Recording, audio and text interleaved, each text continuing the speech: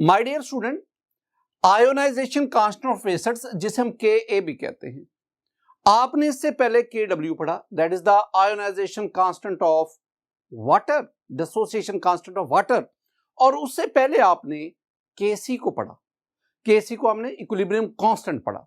तो आज हम पढ़ने जा रहे हैं आयोनाइजेशन कांस्टेंट ऑफ एसिड्स जिसे मैं Ka कहूंगा।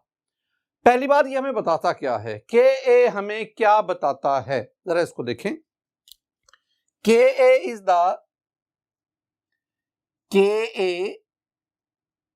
is the quantitative measurement of या quantitative measure of strength of an acid। तो किसी भी एसिड की स्ट्रेंथ को क्वांटिटेटिवली वैल्यू के साथ मेजर करना, that is called the Ka।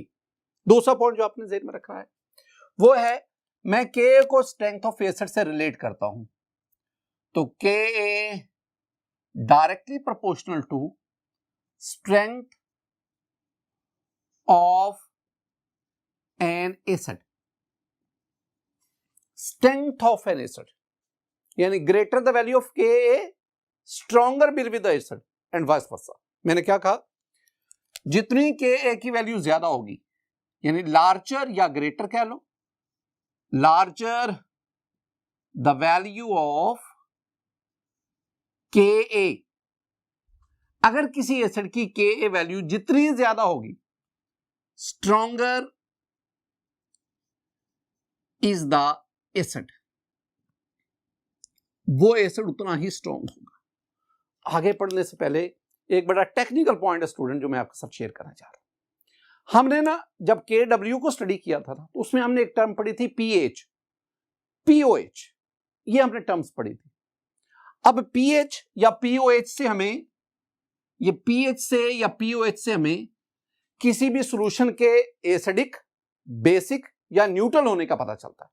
और हमने कहा था कि अगर किसी सॉल्यूशन की pH वैल्यू 7 से कम होगी तो that is the acidic solution, और जितनी 0 के करीब होगी यानी 7 से कम होगी, 0 के करीब होगी, 1 होगी, 2 होगी, 3 होगी, तो जितनी के pH वैल्यू 0 के करीब होगी उतना वो एसिड स्ट्रॉन्ग एसिड होगा, और जितनी वैल्यू 7 के करीब होगी उतना वो वीक एसिड होगा। तो क्या pH की वैल्यू से हमें स्ट्रेंथ ऑफ एसिड का अंदाजा नहीं हो जाता?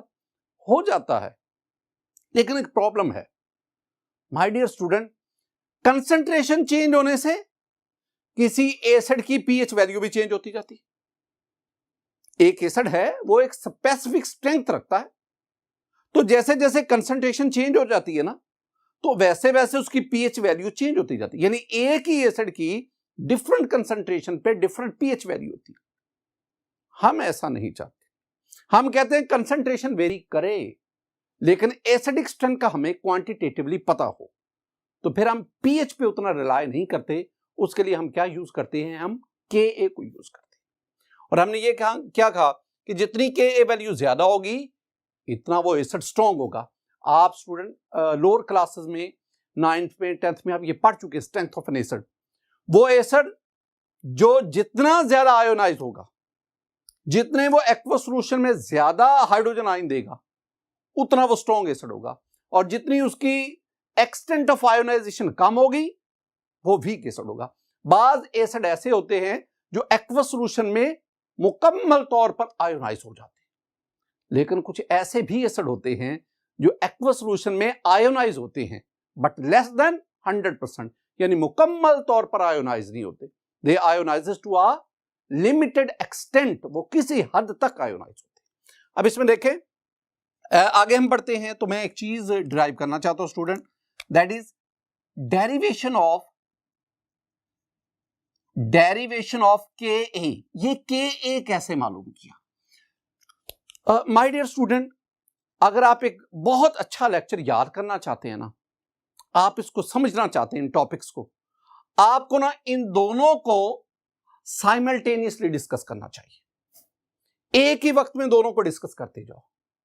जहां पे आपने आयोनाइजेशन कांस्टेंट ऑफ एसिड लिखा, मैंने इधर आयोनाइजेशन कांस्टेंट ऑफ बेसिस लिख दिया। मैंने Ka इसको रिप्रेजेंट करता है तो Kb फिर इसको, यानी मैंने ना Ka और Kb दोनों को साथ साथ डिस्कस करना है। पहली बात क्या है, Ka is the quantitative measure of strength of an acid. Quantitative measure of strength of, इधर हम क्या कहेंगे, हम कहेंगे Kb is the quantitative measure कह लो, मेजरमेंट कह लो of strength of a base, strength of a base.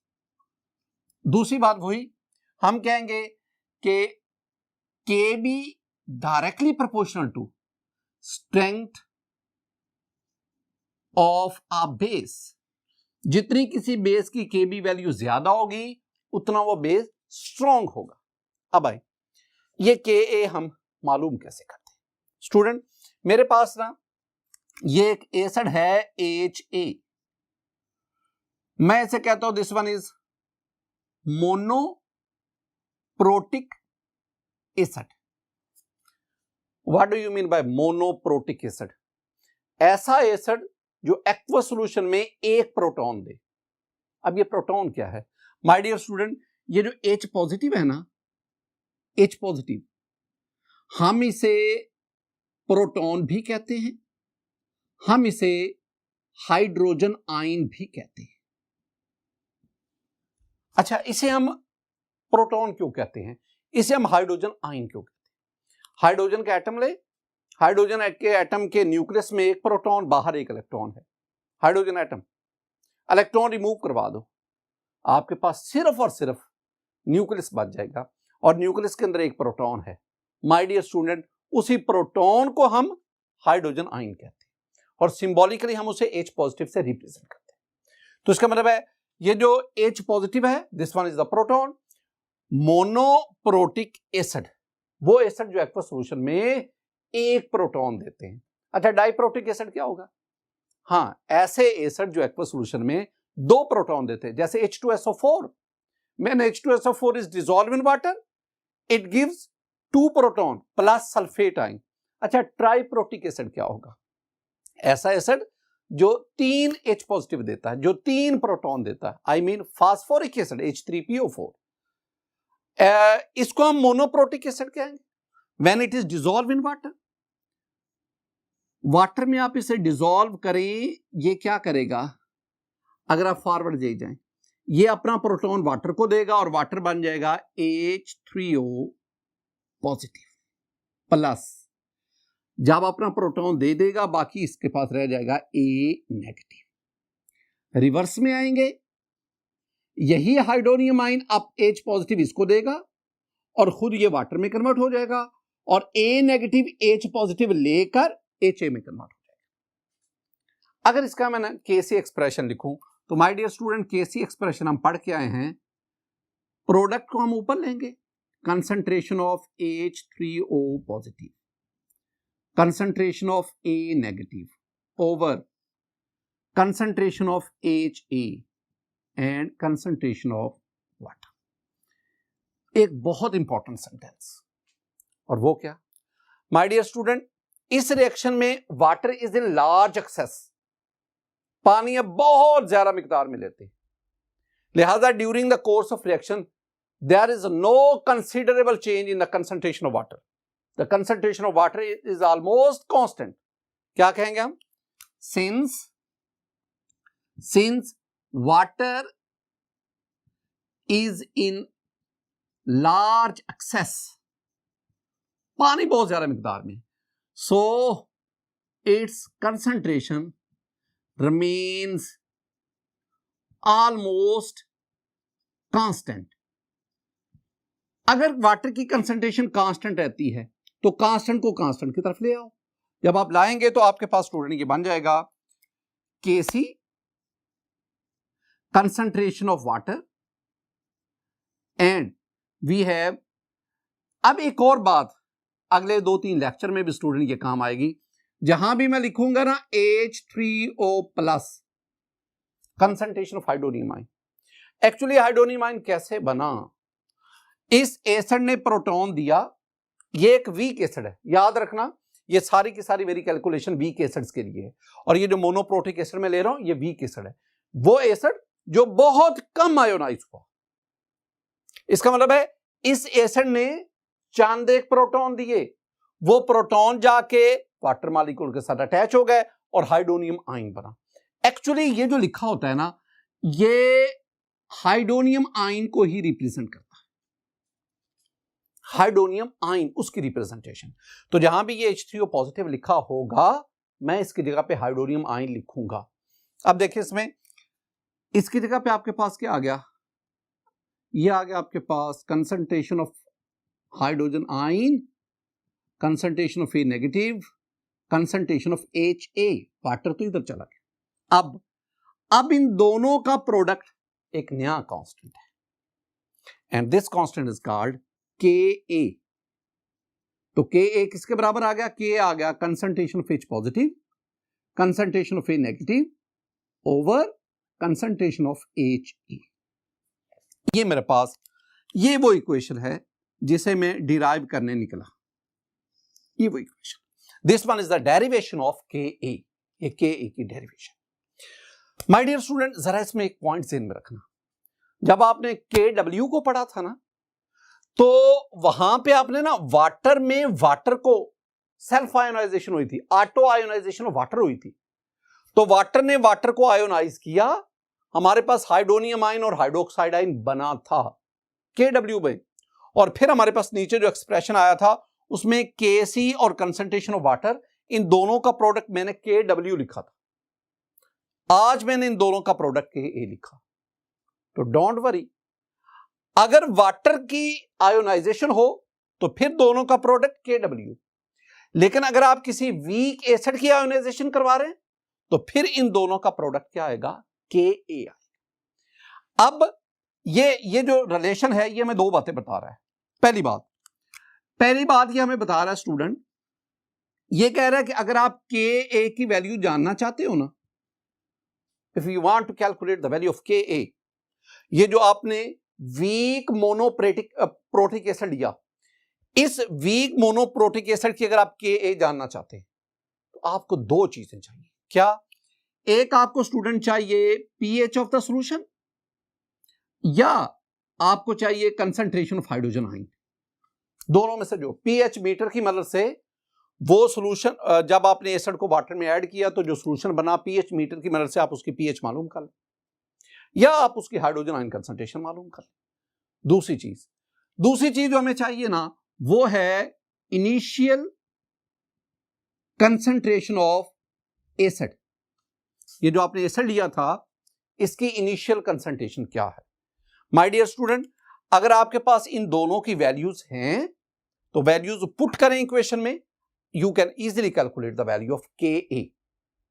इसी तरह अगर आप जानना चाहते हैं pH ऑफ द सॉल्यूशन या कंसंट्रेशन ऑफ हाइड्रोजन आयन, या जिसे हम कंसंट्रेशन ऑफ A नेगेटिव, अगर आप इसको जानना चाहते हैं तो फिर आपको क्या चाहिए, फिर हमें चाहिए we should know the Ka of the acid, ये हमें पता होना चाहिए, और साथ ही साथ हमें इनिशियल कंसंट्रेशन ऑफ HA चाहिए। एक और बहुत बहुत इंपॉर्टेंट पॉइंट, अगर मैं इन सारी बातों को कंक्लूड करूं और इस बात को मैं मजीद एक्सप्लेन करूं तो माय डियर स्टूडेंट, हमारे पास रिलेशन वाला क्या बनता है, रिलेशन बनता है कि Ka that is equal to amount of product formed over amount of reactant left. बहुत इंपॉर्टेंट, Ka इन दोनों की रेशो है, कब? At equilibrium state. प्रोडक्ट क्या है? प्रोडक्ट ये है, ये प्रोडक्ट है। रिएक्टेंट क्या है? ये रिएक्टेंट है। अब अगर अमाउंट ऑफ प्रोडक्ट ज्यादा होगी तो Ka वैल्यू भी ज्यादा होगी। अब प्रोडक्ट की अमाउंट कब ज्यादा होगी? जब ये एसिड ज्यादा आयोनाइज होगा। और एसिड कब आयोनाइज ज्यादा होगा? जब ये स्ट्रॉन्ग एसिड होगा। अब इन सारी कड़ियों को आपस में मिलाओ। अगर ये स्ट्रॉन्ग एसिड होगा, आयोनाइजेशन ज्यादा होगी, अमाउंट ऑफ प्रोडक्ट ज्यादा बनेगी और Ka की वैल्यू भी ज्यादा होगी। तो हम कहेंगे अगर एसिड स्ट्रॉन्ग होगा तो Ka की वैल्यू क्या होगी? ज्यादा होगी। मैं 3 फैक्ट आपके साथ शेयर करता हूं, 3 इंपॉर्टेंट पॉइंट्स आपके साथ शेयर करता हूं। पहली बात, माय डियर स्टूडेंट, अगर Ka वैल्यू 1 से 10 पावर, या आप यूं कह लें कि लेस देन 10 पावर 3 हो, अगर Ka value less than 10 power -3 हो, तो this one is the indication of weak acid. आमतौर पर जो हमने एक पैरामीटर सेट किया हुआ है ना, तो हमने कहा है कि अगर किसी एसिड की Ka वैल्यू 10 पावर -3 से कम होगी तो that acid is considered weak acid. इसी तरह अगर किसी एसिड की Ka वैल्यू 1 से 10 पावर -3 के रेंज में होगी, that acid is considered moderately strong acid. और तीसरी बात, अगर किसी एसिड की Ka वैल्यू मोर देन 1 होगी, 1 से ज्यादा होगी, तो that acid is considered as strong acid. Strong acid. मेरा अब आपसे एक क्वेश्चन है, मैं कुछ एसिड लिखता हूं, उनकी Ka वैल्यू लिखता हूं, आपने मुझे बताना है कि whether that acid is weak, strong और मॉडरेटली स्ट्रॉन्ग। अब देखिए, इधर मैं एसिड लिखता हूं और इधर मैं उनकी Ka वैल्यू लिखता हूं। मेरे पास है एसिटिक एसिड,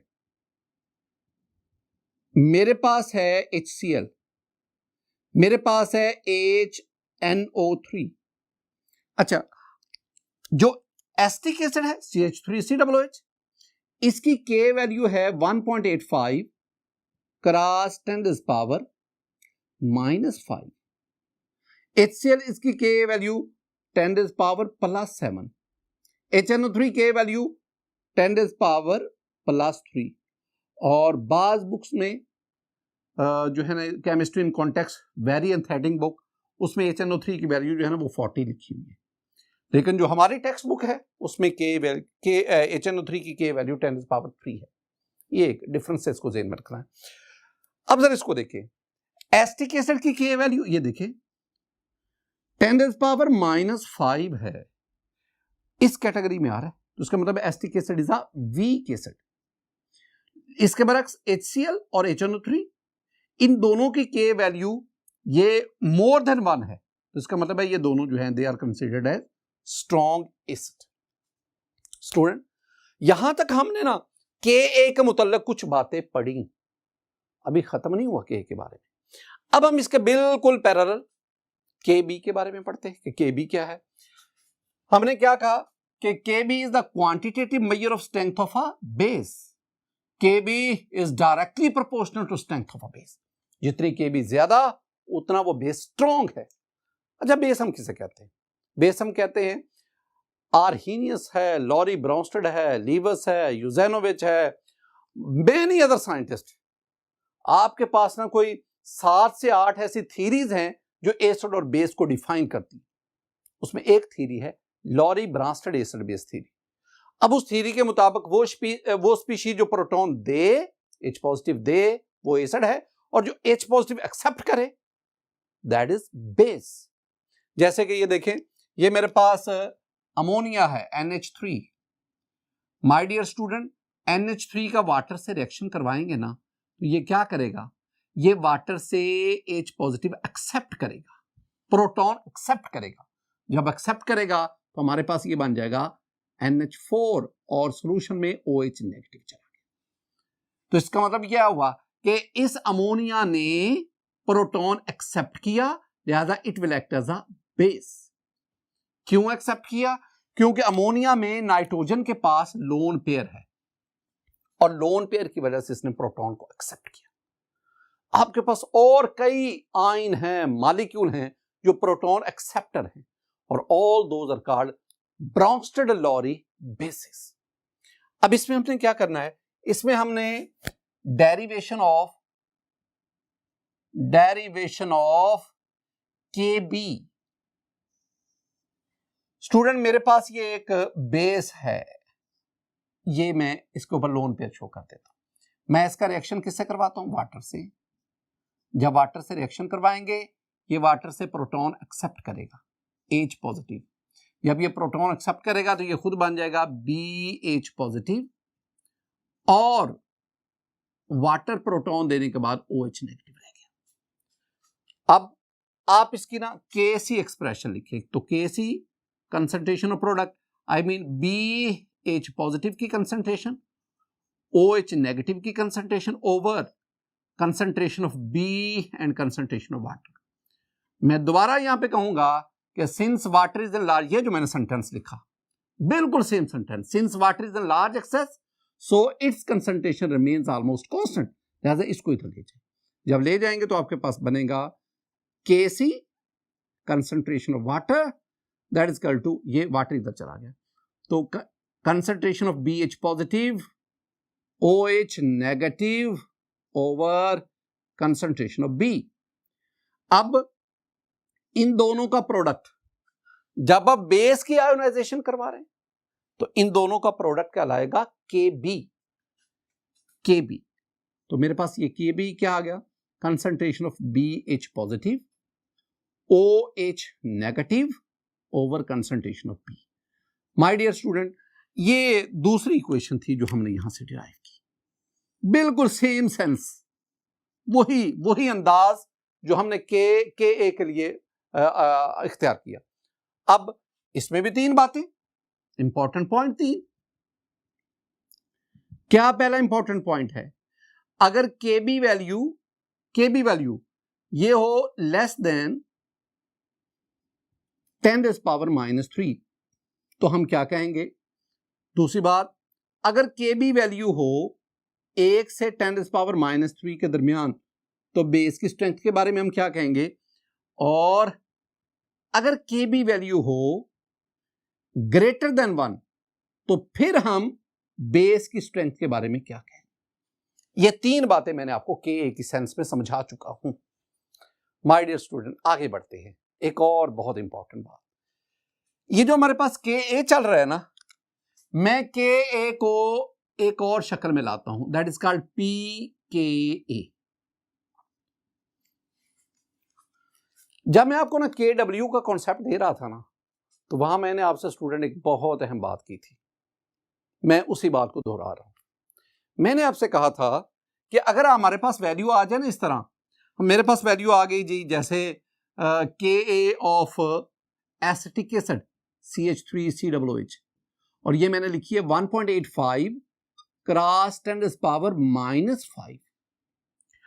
ये जो वैल्यू आती है ना, इसे हम दो नाम देते हैं। इसे हम कहते हैं this one is scientific notation और this one is called exponential notation. Scientific notation और exponential notation. My dear student, the value in scientific notation is difficult to understand, difficult to compare and difficult to translate. मुश्किल है इसको समझना, comparison मुश्किल है कि इसमें साइंटिफिक नोटेशन में जो वैल्यू है। तो फिर क्या करें भाई, आप इस साइंटिफिक नोटेशन की वैल्यू को कॉमन नोटेशन में लाएं। कैसे लाएं? वेरी सिंपल, आप इसका माइनस लॉग ले लो, नेगेटिव लॉग ले लो। अगर साइंटिफिक नोटेशन इसका नेगेटिव लॉग लिया जाए तो it will come in the common notation. Very simple, जैसे कि मेरे पास है 10⁻⁻4, मैं इसका नेगेटिव लॉग लेता हूं तो ये 4 हो जाएगा। मेरे पास है 10⁻⁻7, मैं इसका नेगेटिव लॉग लेता हूं तो ये मेरे पास आ जाएगा 7। This one is the 10⁻⁻4, this one is the scientific notation and 4 this one is the common notation. हमारे पास जो KA और KB की वैल्यू जो आती है ना, वो साइंटिफिक नोटेशन में आती है, हम उसे कॉमन नोटेशन में लाना चाहते हैं। तो वेरी सिंपल, आप उसका नेगेटिव लॉग ले लें। दूसरी मैंने आपसे बात क्या की थी, मैंने कहा था अगर किसी भी चीज का नेगेटिव लॉग लिया जाए ना, किसी का भी, तो आपने उसके कॉरेस्पॉन्डिंग P लिखना है।